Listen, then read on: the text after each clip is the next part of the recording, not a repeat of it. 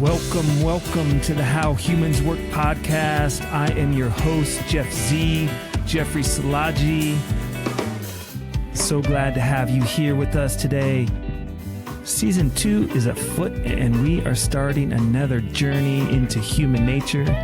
This time we're looking at the role passages play in the lives of my guests, the initiations, the transformations, the accidental, the intentful. Hold tight and listen in because we are about to journey into another incredible and beautiful series of conversations. Let's get into it. Here we go. David Buss, welcome to the How Humans Work podcast. I'm really happy to have you on the show today. Well, hey, thank you. Thank you for inviting me. It's great to be here talking to you. Usually I start shows not really getting into people's backgrounds because I think their personal stories speak for themselves.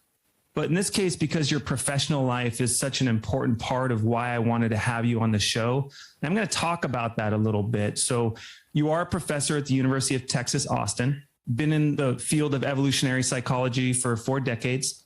You've written several books, one of which influenced me and was the reason I wanted to invite you on the show today, The Evolution of Desire, which you have at least 2 editions of, yeah? Yes, that was my first book, but I also had the privilege and honor of revising it a few years ago. So it's out in a new paperback edition, and it was really an interesting experience. We can get into that. But anyway, I didn't mean to interrupt your introduction. No, that's fine. I love it. And then you have another book called The Evolutionary Psychology, The New Science of Mind, which you have 6 editions of. So obviously you've been working at that one for a while. Yes, that's a textbook. And it was the first textbook in the field of evolutionary psychology. And I'm happy to report that today it's the most widely used textbook in evolutionary psychology, both here in Canada, the UK, and actually throughout Europe. And it's been translated into 6 languages. So that's been a fun thing to work on. And another recent addition to your several books is one published this year, Men Behaving Badly, The Hidden Roots of Sexual Deception, Harassment, and Assault. Yes. Yeah, that's my most recent book. And it's the title, it deals with sexual conflict, which is perhaps a topic we can get into. But the topic of conflict between the sexes is something that has obsessed me for also a little over 3 decades. I published my first article on it in 1989, believe it or not. So this new book really is a overarching synthesis of all the different ways in which men and women get into conflict and the theoretical framework that explains why and in which domains they get into conflict. And so I was very happy to finally complete that. That's been on my list of books to write for a long time, and I'm very, very happy with it, and it's been received very well. Congratulations. I know that's a huge effort, and I'm looking forward to getting into that book because your chapter on sexual conflict and the evolution of desire is very provocative, and I do want to get into that topic. But furthermore, I want to let the listeners know that you run the Buss Lab of Evolutionary Psychology, and that you've been, as you kind of alluded to, been working on studying strategies of human mating, on mate selection, the different tactics people employ for mate attraction, issues such as infidelity, jealousy, emotions, mate poaching, mate swapping, lust, love. You've also taught at Berkeley, at Harvard, and University of Michigan. Also, you've explored some really powerful parts to the mating drives and the different ways that we work deep down inside when we're, falling in love or getting into an argument with our partner or potential partner, or all the things that can go along with that. So as someone who's spent their life looking at how humans work, I think you're in a very research way. I think you're a wonderful guest. I'm really glad you're on the show. And so I wanted to start with really the question, how did you get interested in evolutionary psychology and the psychology of human sexual mating? The larger issue of evolutionary psychology, there was no such thing as evolutionary psychology when I got into the field. So I got my PhD at Berkeley in personality psychology because I believed that personality psychology was the subfield within psychology that dealt with the grand theories of human nature. And that's what I was interested in. Is what makes people tick? What are the fundamental features of our human nature what I realized when I started graduate school is, I TA'd for courses in personality psychology, and there were all these grand theories, Freud and Jung and Kelly and Adler and Maslow and so forth. What I realized is that all intuitively had elements that resonated, but that none of them were really grounded in a foundational set of principles on which you could build a true science of human nature. And that's really what led me to evolutionary theory, not evolutionary psychology, because it didn't exist. But what causal process created whatever nature it is that we have? So that was sort of my, and evolutionary theory was the first theory that totally captivated me intellectually. I encountered it as an undergraduate in a geology class, and it just blew my mind that there existed theories to explain the origins and evolution of things. Maybe most people realize that a lot earlier than I did, but I was just kind of intellectually blown away by that. And then applying it to humans, that just wasn't done back then. And then on the mating front, mating is a topic that obsessed me and seemed to obsess all my friends. You look at what's in tabloids, it's all about mating, who's cheating on whom, who's breaking up with whom, who's getting together with whom. All the great literature, from, Shakespeare's Romeo and Juliet, the great plays, great movies, songs, love songs, breakup songs, sex songs, infidelity songs, country and Western songs that deal with, my baby don't love me no more or whatever. Yeah, I was thinking about, my wife likes to sing that Bruce Springsteen song. I think it's titled Baby, I'm on Fire, I'm on Fire. It's like, hey, little girl, is your daddy home? And it really is a kind of a mating. What do you call that when someone steals or tries to... Mate poaching. Yeah, it's a mate poaching song. And so here you are, and you're starting to discover this evolutionary theory, and there's all this energy in human life around what's going on with mating, and it starts to come together and appeal for you in some way. Yeah, and quick story on that. So I got my PhD at Berkeley, and then I got offered a job at Harvard, and so I went to Harvard as an assistant professor. And one of the benefits of being there at Harvard is that basically everybody leaves you alone. So you can do whatever you want to do. So I didn't have mentors looking over my shoulder, asking me to do things. I could do exactly what I wanted. And so I started studying married couples. And I was interested for a variety of reasons. But as I was designing these studies of married couples, I realized that I could test some evolutionary predictions in the course of carrying out these studies, in addition to doing my normal personality research. And so that was really the first time I included a measure of preferences in mate selection. And lo and behold, can you remember what you were asking those married couples that was like your first seed idea that you were testing? They're like, hey, is there evolution? Yeah, absolutely. So it basically was testing a few predictions that had been made by Robert Trivers, an famous evolutionary biologist, George C. Williams in his book Sex and Evolution, another evolutionary biologist, and then Don Simons, who had a brilliant, really, I think, the best book at the time called The Evolution of Human Sexuality by Don Simons, that also contained predictions. And the interesting issue is that there were predictions, but almost no empirical data. And if you get a PhD at Berkeley, one of the things is they pound empiricism. Nothing counts except data. You have to have results. And so I took that to heart. And so I've always been interested in kind of toggling back and forth between theory and data, theory and empirical research. And so what happened was, so these were things I was testing sex differences in mate preferences. Is it the case that, men prioritize youth and physical attractiveness, which were hypothesized to be cues to fertility?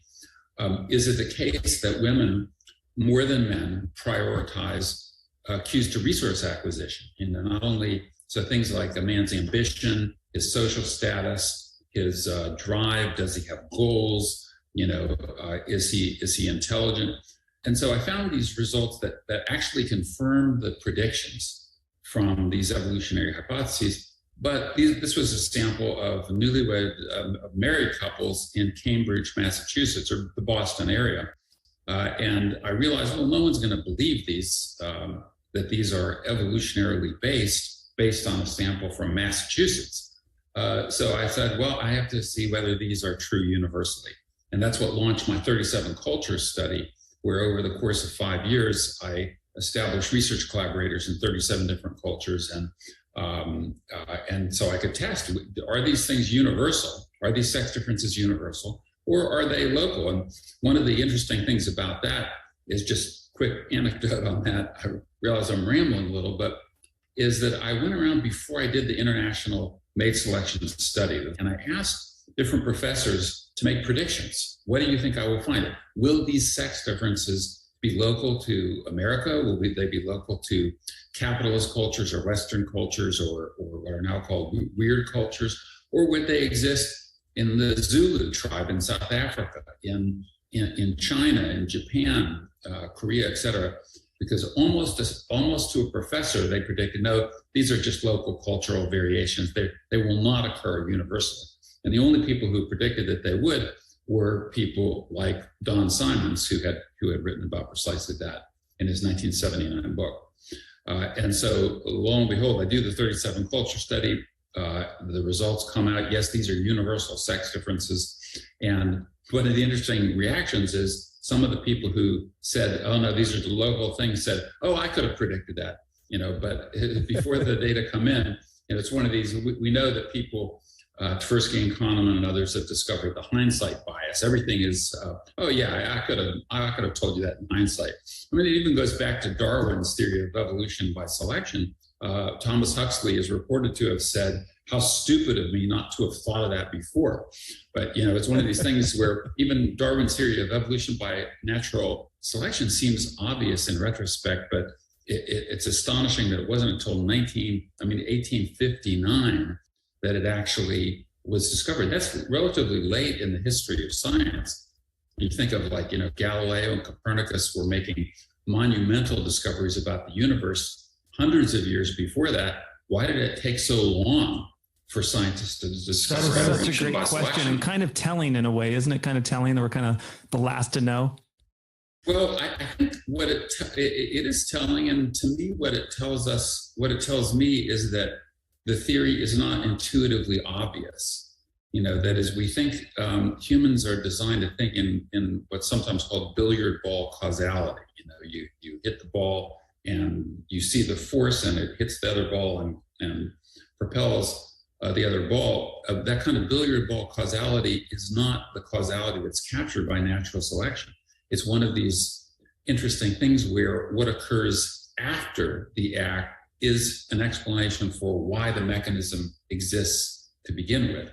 So in other words, mechanisms that have the consequence of increasing their reproductive success or the reproductive success of their bearers, those consequences select for that mechanism. And so it's a kind of, it's very parallel to Skinner's theory of operant conditioning, which is also discovered relatively late in the game, that what occurs after the action is part of the causal explanation for why something evolved to begin with. All right, so if I can take us back to this 37 culture study about mate preferences, some people, or most people, it sounds like, predicted, no, this is a very provincial kind of situation based in Massachusetts. No. But what did you find? I mean, what's the substance of evolution influencing how men, women in general approach the dance of mating? Okay, that's a big question. So I'll dip into it, and then you can guide me to what aspects interest you the most. But so just going from first principles, the framework of evolutionary psychology offers a meta theory for when we expect to see sex differences and when we expect to see similarities between the sexes. And basically the meta theory is that when men and women have faced similar adaptive problems over the long course of human evolutionary history, they will have similar psychology and similar biology and similar physiology. So in other words, like, as a quick example, food preferences. Food preferences are largely similar in men and women because both sexes have faced the problem of, you got to get fuel for the machine, you have to eat. Where do the sexes differ? Well, they differ in their food preferences when women face a different adaptive problem that no man has ever faced, namely she gets pregnant. Here she faces the problem of eating for two and also avoiding ingesting foods that contain teratogenic substances, that is, those that are harmful to the fetus. And so then all of a sudden women develop these unusual, what seem to some to be unusual taste preferences, but they have a very specific adaptive logic, and they involve avoiding ingesting things that are bad for the fetus. So like the disgust response, how women are more likely during pregnancy to be sensitive to certain smells and find things more disgusting, as we're talking about, right? Yeah, absolutely. Even things like broccoli, which you think, well, that's a health food, but it contains minute substances that are not harmful to an adult, but are harmful to a fetus if they pass the placental barrier. So what we expect is to see sex differences only in domains where men and women have faced different adaptive problems. But as it turns out, almost all those domains center on mating and sexuality. Okay, some might say one exception to that might be aggression, so physical aggression. There's huge sex differences there as well, but that's closely related to mating, which gets us into the theory of sexual selection. So this is why my 37 culture study was so monumental, and in fact, to this day is my most highly cited study. It has almost 6,000 citations in Google Scholar, which is like in the top, 0.1 of 1%, 99% plus. And that is that everybody assumed that men and women were fundamentally identical in their psychology, except by virtue of the parents or culture, or, parents giving girls Barbie dolls and boys toy guns and trucks and so forth. So whatever sex differences you saw were believed to be the result of basically socialization or culture. And the notion that there might be evolved sex differences in our aspects of our psychology was totally revolutionary. And as I mentioned, people had speculated about it or hypothesized about it, but no one had any empirical data on it. Mm-hmm. And so that's why the 37 culture study was so important, is saying, hey, look, these are universal. These aren't products of parents or capitalism or culture. They're universal sex differences that correspond precisely to the domains where the sexes have faced different adaptive problems. And so it kind of opened up the door to really, both the mating research, and mating had been regarded as a very peripheral area within psychology, even social psychology viewed it as a kind of peripheral area. People were interested in, stereotypes. And did you just fall into it, or did you have a hunch? Oh, no. I didn't fall into it. It gets back to that quest to discover a non-arbitrary scientific foundation for a theory of human nature, and if you don't understand the causal processes that gave rise to that nature, you can't understand what that nature is. And that's what evolutionary psychology does. And I happen to specialize in human mating strategies, but there are many other areas of evolutionary psychology that other people do. Evolution of cooperation, evolution of morality, evolution of warfare. There are many other domains that I talk about in my textbook, Evolutionary Psychology. So what are the different adaptive challenges each sex has that has caused them, or has, left us with this differential or dimorphic, maybe in a way, mating strategy tendencies or preferences? That's a great question. And these basically stem from sex differences in our reproductive biology. So forget about psychology for the moment. What does our reproductive biology tell us? Well, first of all, we know that women, but not men, get pregnant. Okay, that's a profound adaptive problem right there, where women invest. It's obligatory, part of reproductive biology. They have to invest at 9 months of pregnancy to produce a single child. Men, in contrast, can produce a single child with one act of sex and no investment. Of course, fortunately, most men do more than the minimum and often do invest. I want to bring up a point here, if it's okay. And first of all, there's an episode where I do discuss similar ideas around parental investment theory with Robert Trivers, who wrote the paper on parental investment theory. Yes. So definitely check out that show. But also this idea that I learned from watching a Robert Sapolsky lecture around tournament species and pair bonding species. And I don't know if it's relevant here, but my understanding is there's a differential in different approaches to how mating strategies work, and that humans are partially dimorphic, but not as much as most tournament species, but yet we're not as similar as pair bonding. And so we're kind of caught in this middle world. Am I understanding that right? Is it relevant to this point? Okay, yeah, it is somewhat relevant to this point. So I've actually, I was on a panel with Robert Sapolsky where we talked about precisely this issue. And this is one of these areas where he and I agree on 99% of everything, but I disagreed with his term. He used the term confused. The humans are a confused species because we're neither the tournament or the pair bond. Okay, I think that's not the right way to characterize it. The way I characterize it is that humans have evolved a menu of mating strategies that includes pair bonding, absolutely, and that's very rare in the mammalian world. 3 to 5% of all mammals have that.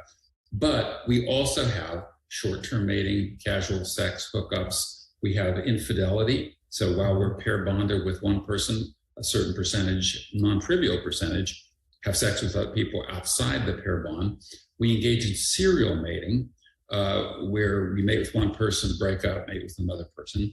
We also engage in polyandrous mating, one male, multiple females, and very occasionally, polyandrous is one female, multiple males. Polygynous mating is much more common. So polyandrous mating, one female, multiple males, is very, very rare, less than 1% of cultures. Polygynous mating, one male, multiple females, is much more prevalent, around 83% of cultures in the cross-cultural sample. So I think that on the issue of sexual dimorphism, it depends on which aspect of dimorphism you talk about. So yes, if you look at, let's say, elephant seals, males are 4 times the size of females, and they have a mating system known as harem polygyny, where basically the alpha male, they get into these physical contests, and the alpha male basically gets access to a harem, although there are mate poachers, getting back to the mate poaching issue, even there. But back to the fundamentally different adaptive problems. So you have pregnancy. You also have the fact that fertilization occurs internally within the woman, not within the man. This creates an adaptive problem that men face that no woman has ever faced, and that is the problem of paternity uncertainty. So some cultures use the phrase mama's baby, papa's maybe to kind of capture this. Men can never be sure that they are the fathers of their children. Women always have 100% certainty of maternity. And so these are some examples of the fundamentally different adaptive problems that men and women have faced. And to an evolutionist, it would be absolutely astonishing and defy all logic if the sexes had not evolved sex differentiated psychological, behavioral, and strategic differences to correspond to those. And in fact, they have. And so we know that even both sexes are equally jealous, for example, but men's jealousy focuses more intensely on the sexual aspect of an infidelity. One of my questions I thought would be really helpful to validate the preferences and the differences there is that sexual jealousy, it validates the way in which men feel jealous and what they feel jealous about and what women feel jealous in relationship about, actually tells the story in a way of what our preferences are and why. Right, exactly. And I mean, when I started studying jealousy, and this is another, hot body of research that had a high impact in my lifetime, my career, is that when I first started studying jealousy, the common belief was that jealousy is one that, first of all, wasn't a basic emotion. It was viewed as a kind of a blend of emotions. I even talked to great emotion researchers like Paul Ekman, and they said, where's jealousy in your framework of basic emotions? He said, well, it's not really a basic emotion. And it was regarded by the mainstream of psychology as a kind of sign of immaturity or pathology or sometimes in the clinical realm, delusion. But from an evolutionary perspective, what constitutes a basic emotion does not correspond to whether it has a facial expression, although some emotions do. It corresponds to, did this emotion evolve to serve a specific function? And in the case of jealousy, the answer is yes. And that's what this research found, is that for men, one of the functions is to guard against paternity uncertainty. Okay, that is, jealousy motivates mate guarding. It motivates fending off mate poachers. For women, jealousy serves an equally important function, but not the same function. And that is preserving the investment of her primary partner, rather than letting that investment get diverted to a rival woman and her children. And so that's why women's jealousy tends to focus intensely on emotional infidelity, So like one example is this former student of mine did this great study, Barry Cooley is his name, did this great study of where he analyzed the videos of this it was a reality show called Cheaters. And when men discover that their partner might be having an affair, the first thing they want to know is, did you have sex with him? Or I don't know if I'm allowed to say this. I know, talk it out. Did you fuck him? That's what they want to know. Women, when they find out or suspect their partner's having an affair, their first question, their first verbal interrogation is, do you love her? And so there are these sex differences, even in reactions to the suspicion or discovery of a partner's infidelity, that again correspond precisely to the sex differences and adaptive problems that the men and women have faced. What women tend to look for unconsciously and men unconsciously and consciously ties back to our reproductive biology. And so in some ways, the things we want are the things that we need at some level. Well, the way I would put it is, let me mention one more and then circle back to your question here. One more fundamental sex difference has to do with sex differences in fertility curves over the lifespan. So basically, women, they hit puberty. They're, right after puberty, they're not maximally fertile, but a few years later they become fertile, and women are basically peak in fertility in their mid-20s. Men, in contrast, and then it drops after 30. It starts to drop, and it drops pretty sharply from age 30 to 40. Men, until it hits zero at menopause. Men can reproduce throughout their entire lifetime. So men's fertility gradually declines, but it's gradual. So one example is Clint Eastwood, I think in his 70s, had a child through his ex, I don't know how many wives he's had, but had a child. And so men can and sometimes do reproduce throughout their lifespan. So what this meant is, if you combine that fact with the sex difference in parental investment that the sexes have to do to produce a single child, what you come up with is that for men, a major constraint on their reproductive success has always been sexual access to fertile women. In contrast, for women, access to fertile men has never been a problem.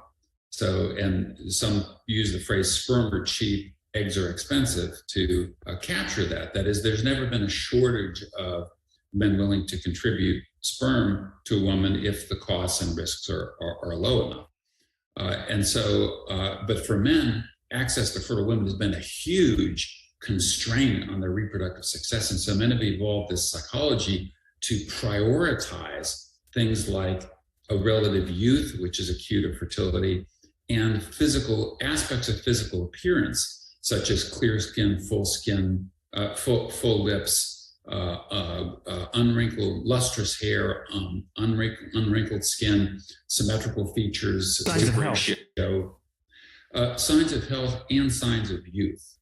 And so that's another major shift in my lifetime, is overturning this, I was taught as an undergraduate, which was that beauty is all in the arbitrary eyes of the beholder. And it turns out that there are some standards of beauty that do vary substantially, but we now know that some of the core aspects of physical attractiveness have an evolutionary basis. In the case of women, cues to fertility. When we look under the hood and we start seeing some of these motivations of how we approach relationship or what we find sexually interesting or attractive, it's a little uncomfortable, I think. And I think I would imagine you've gotten pushback when you start talking or when you write or as you research and we start looking at the issue of mate value and how we can find how humans and how men and how women find value in each other and what they value in each other, from resources to beauty and the dance and the conflict and the way those things can cooperate and the way they can be difficult. And let me just add in a little personal story here, because I think it might be relevant and helpful, which is this. When I first read your book 3 years ago, and I've recently reread it, what really stood out for me was I saw what my mating strategy was. Which is what? And my mating strategy was to be a good guy. Yeah. It wasn't about resource development. I never sought to make a lot of money. I never sought to have a high standing power and be able to swagger around. My mating strategy, and maybe it's just my nature, but I started to see like, oh, I thought if I was an emotionally connected, sincere man, that would be adequate. And it is, but on its own, I realized that, oh, there's a kind of deficit that I have in terms of my portfolio of what I bring to the table, right? It was painful. It was beautiful to see it, and I was never conscious. Actually it was kind of conscious. And I want to bring this in too, which I think my dad was somewhat the opposite. My father was a man who had ambition, wanted to lead companies, and wasn't that emotionally present or available enough as I saw it. And so I think in a way, I was like, I'm just going to do the opposite of what my dad did. So I want to kind of bring in this very personal part of my own life story for you to kind of work with and talk about and help fill out these ideas around how we go through mating and how we make our choices and the strategies we take. Well, thank you for sharing that personal story. A couple thoughts on it. Okay, one is that although women do more than men prioritize resources and resource acquisition and drive and status, they also prioritize, and this is a thing found in my 37 culture study, they also prioritize kindness. Is the man kind? Is he understanding? Is he emotionally stable? Will he be there through thick and thin, through the stresses and strains and ups and downs of life? And so the qualities of being a nice guy is actually a positive in long-term mating. And this is where we have to distinguish between long-term and short-term mating, because what women want differs in that context. Can you say a little bit more about those two contexts of what women want between short-term mating and long-term mating? Sure. So being a nice guy is not going to help you in short-term mating.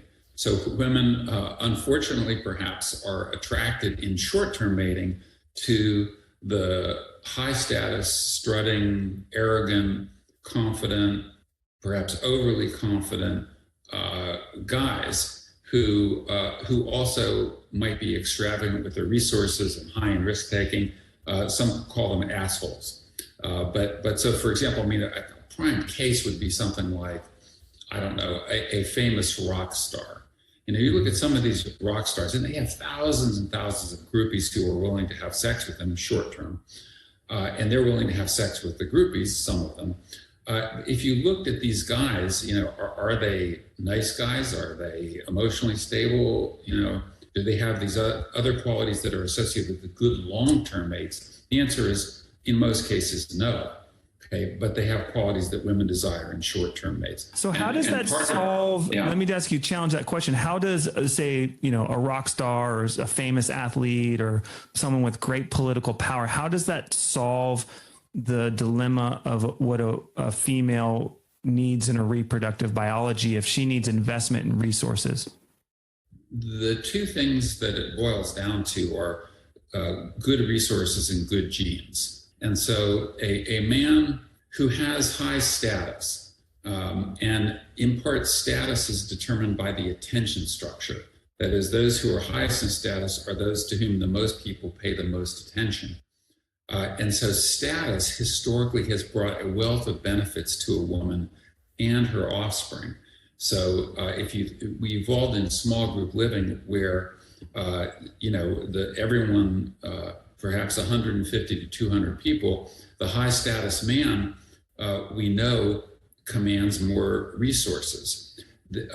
People in the group give better health care to the children of high status men. And so in a weird way, we live in this weird transplanted modern environment, which is in some ways discrepant from or mismatched from our ancestral environment. But women are using those cues, the attention structure. They also use the cue of other women. Are other women attracted to this guy? In groupies, of course, you get them by the thousand, because in essence, that's, they've done the screening for you. Other women provide information about, is this guy desirable? And then, of course, there's to the degree that some of these qualities have a genetic component, and we know that some of them do.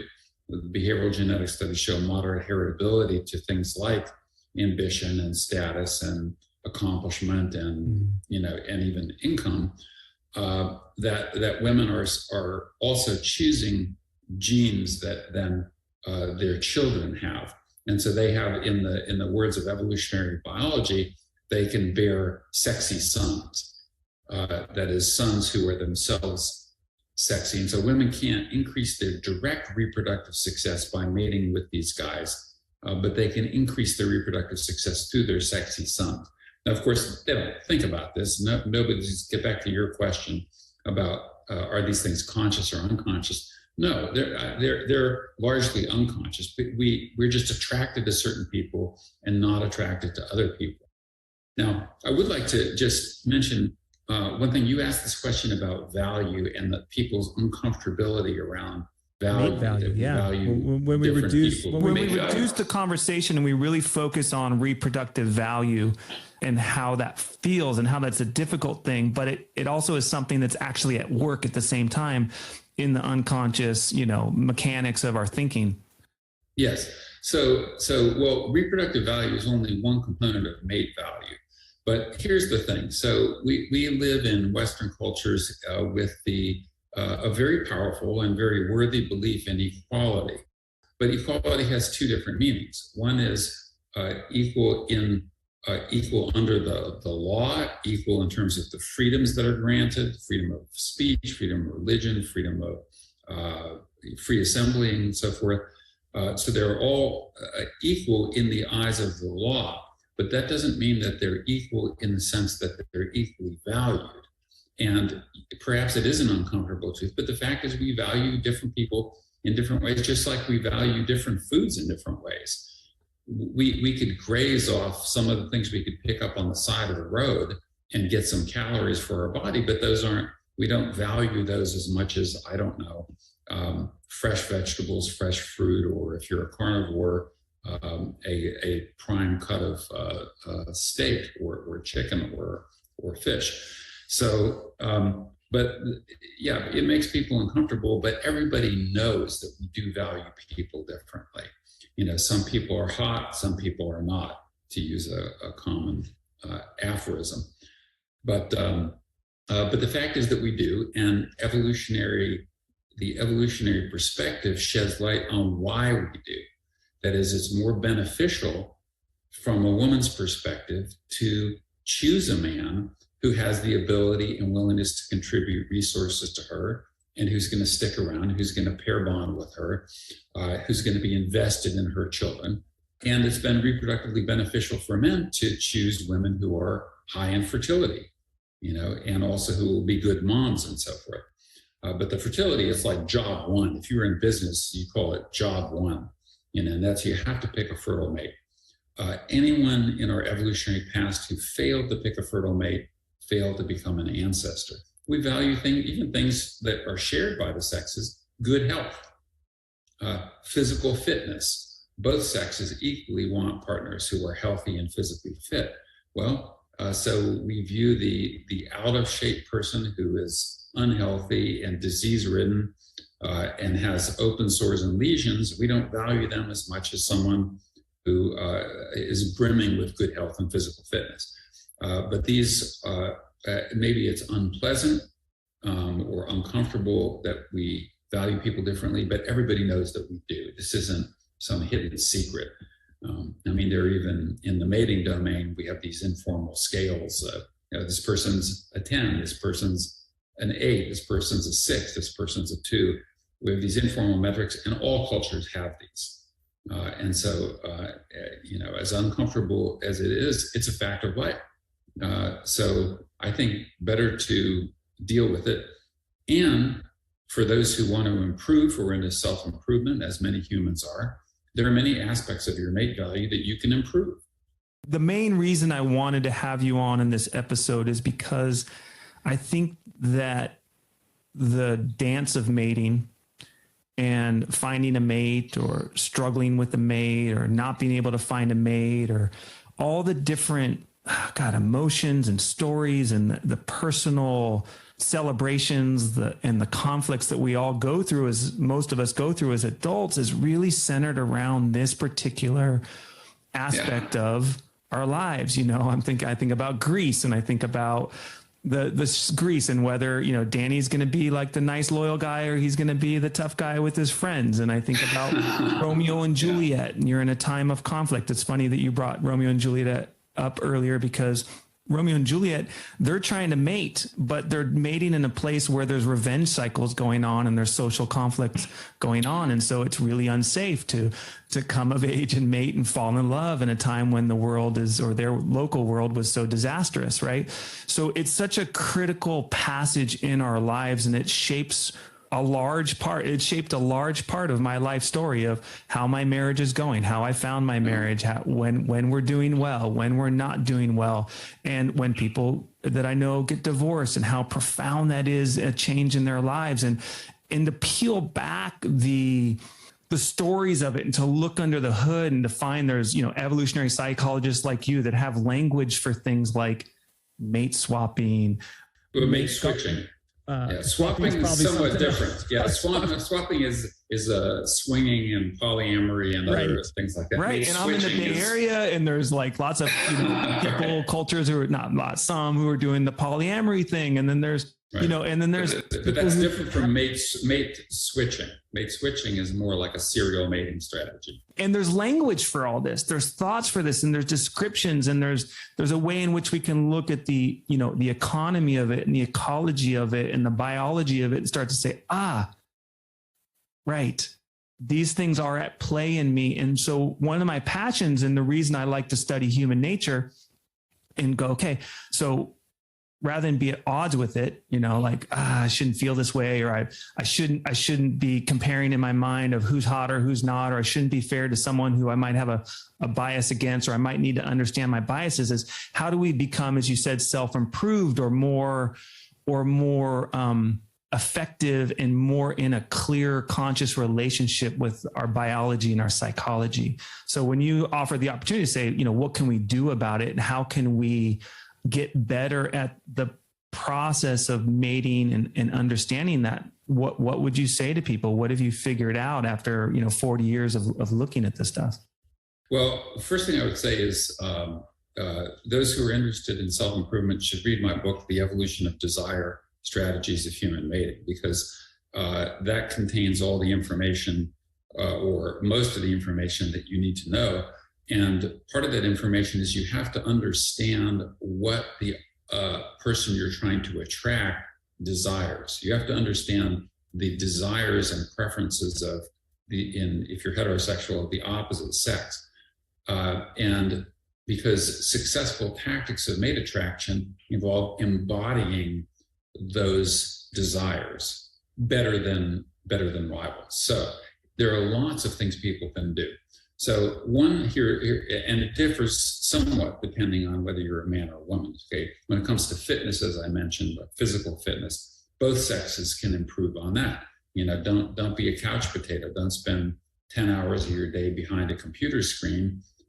Make sure you get 10,000 steps in, get your exercise, get physically toned. Here's a sex difference: our olfactory ability. Most people don't know this, but women have a better sense of smell than men do. They have more acute olfactory abilities. And so sometimes guys, their hygiene sucks, you know, from a woman's perspective. They don't smell anything, but a woman, and that's the biggest turnoff. The guy can have all the other qualities that a woman wants, but if he doesn't smell right, that's a big sexual turnoff for her. And so attention to personal hygiene is also important, particularly for men. Women are naturally are better at that, just naturally, I guess. There are things like women value things like a man's status, his ambition, his goals, his drive, you know. And so guys who they're in existential crisis. Oh, I don't know what I want to do with my life. I don't know where I want to be. I don't know what job I want to have. Those are not attractive. You know, women desire guys who have clear goals and who are going somewhere. That is, they look at future trajectory, not necessarily where this guy is right now.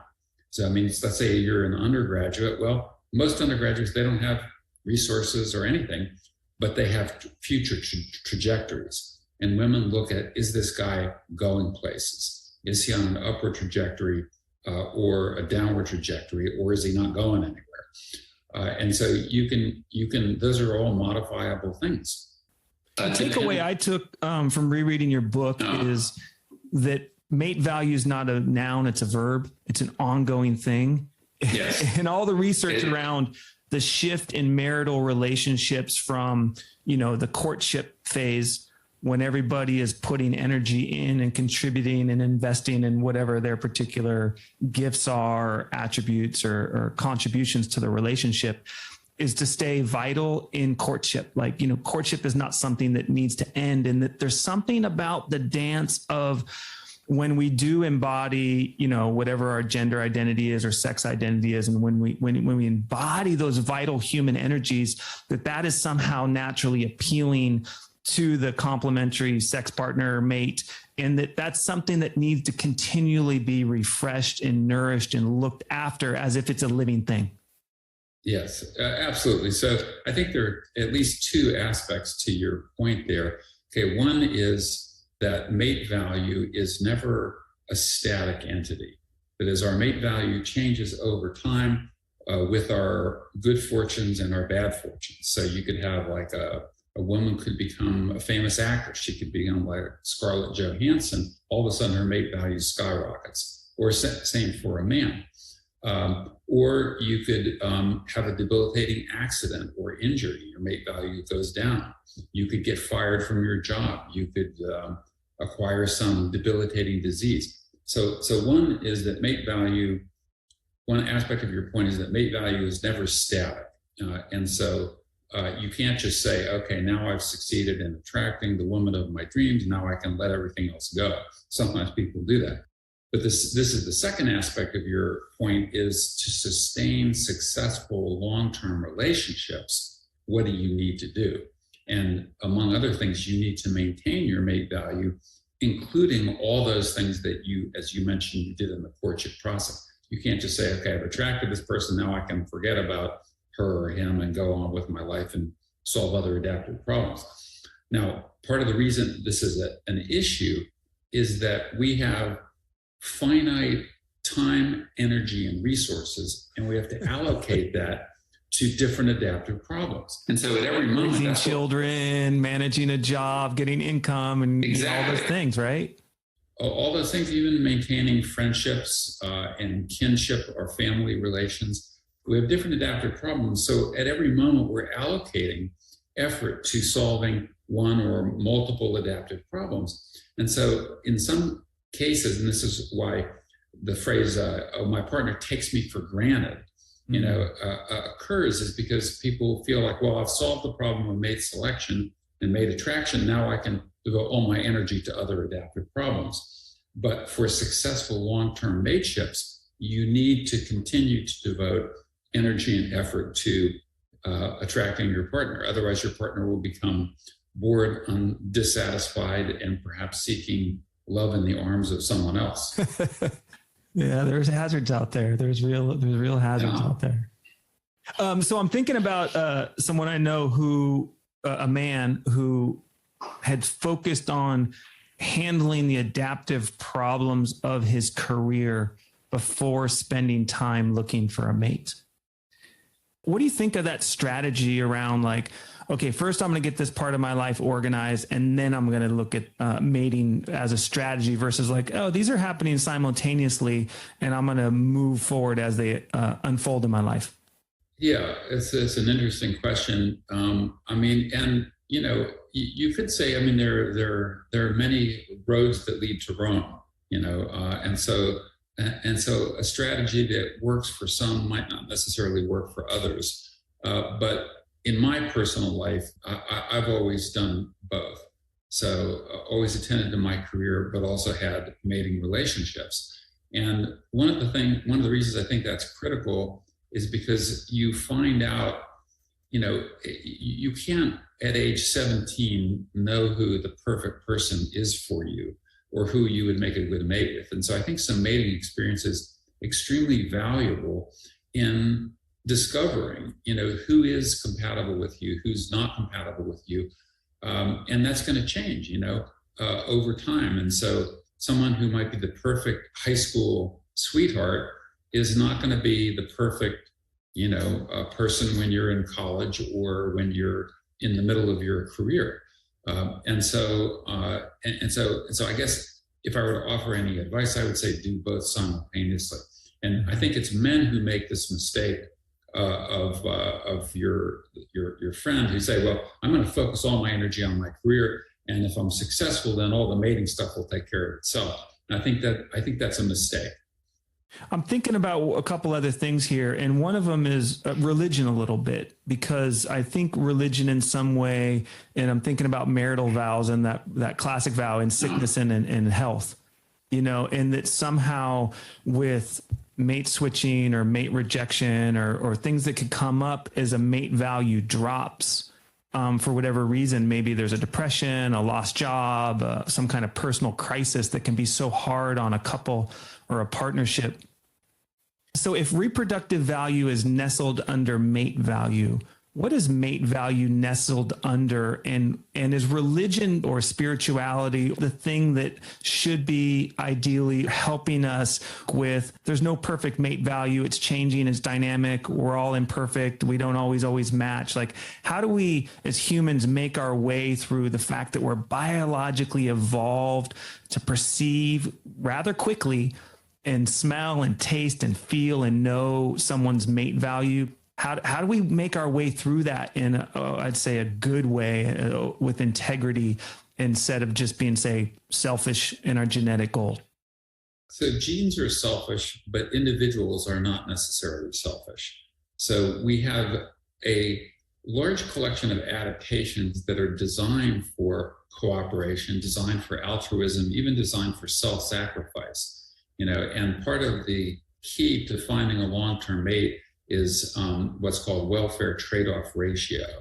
It basically is the degree to which I value my mate relative to how much I value myself. And this gets back to your point about the religious dictums of sickness and health and so forth. So one of the keys of long-term mateship is valuing your partner's welfare more than your own, even. Okay, at least as much. So you can think of welfare trade-off ratios as being selfishly skewed. So if you're a narcissist, you value yourself more than anybody else in the world, or altruistically skewed, you value your partner. And one of the cool things about successful long-term mating is when both partners place a high welfare trade-off ratio on the other. That is, they both feel lucky to be with that other person and are willing to make sacrifices for that other person. I'm willing to give up my favorite tennis match because my partner's sick and I want to get some chicken soup for her or whatever. Right. So again, this gets back to that issue. At every moment, we're making these decisions, of what actions to engage in, what problems to solve, and maintaining successful long-term mateships requires that good range of welfare trade-off ratios. One other thing I would say, you brought up the issue of religion. I think it's there are two things to say about that, at least two things, but I'll mention two. Okay, one is that morality, and this is another key point that you were bringing up, I think is critical. And I think we have evolved adaptations for morality, adaptations to cooperate, adaptations not to harm other people, adaptations to be fair. And so I think we have evolved moral psychology, evolved moral inclinations, except for psychopaths who don't. And a lot of religious principles really embody these key aspects of our evolved morality. And so I don't see religion and our evolved morality as two separate things. I think they're part of the same thing. Thou shalt not kill. Well, killing is inflicting a massive harm on someone. If you're in a pair bonded couple, thou shalt not commit adultery. That is divert reproductively relevant resources to someone outside of the pair bond. And so I think many components, this is actually a topic I'm working on right now, is sexual morality. Many aspects of our morality are embedded within almost all of the major religions. Religion and our morality are not two separate things. They're part of the same system or same psychology, at least in part.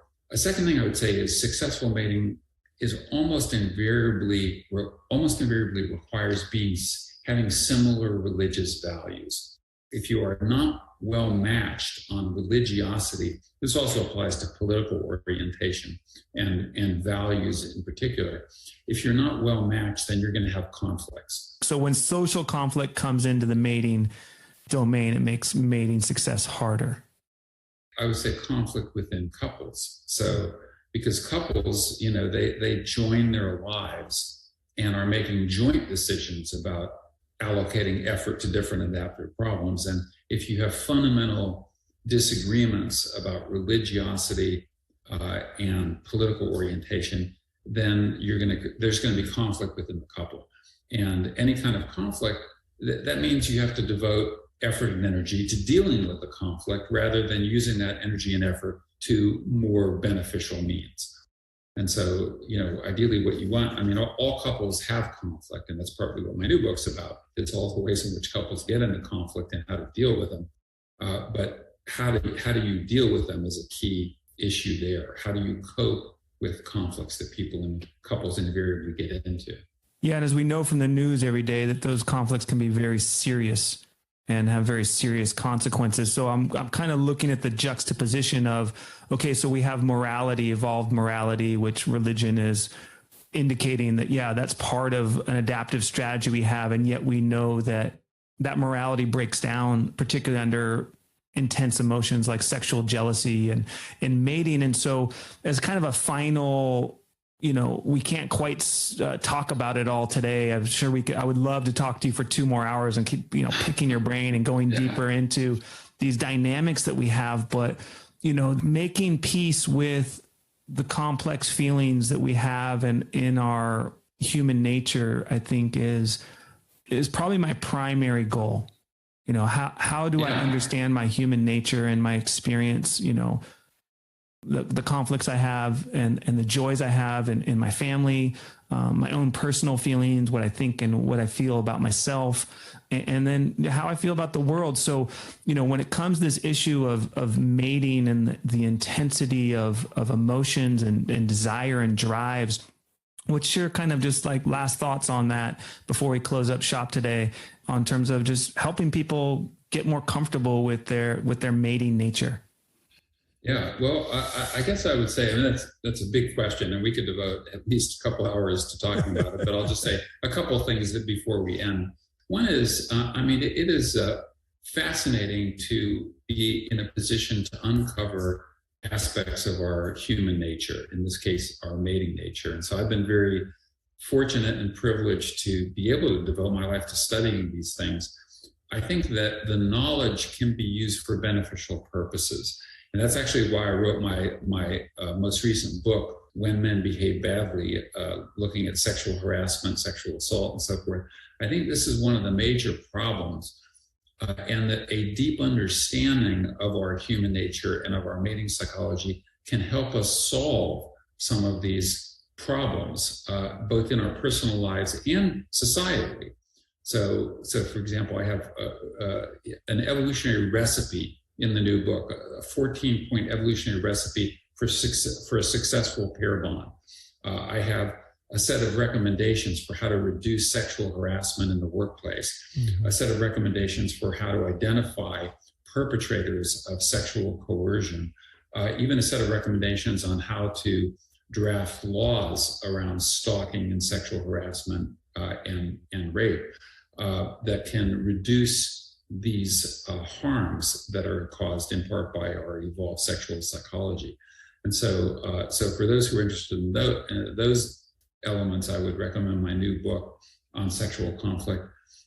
But I think that everybody can benefit from a deeper understanding of our human nature, with the recognition that we have this complex collection of psychological adaptations, and that we can pick and choose which ones we decide to activate and which ones we want to keep quiescent or suppressed or non-activated.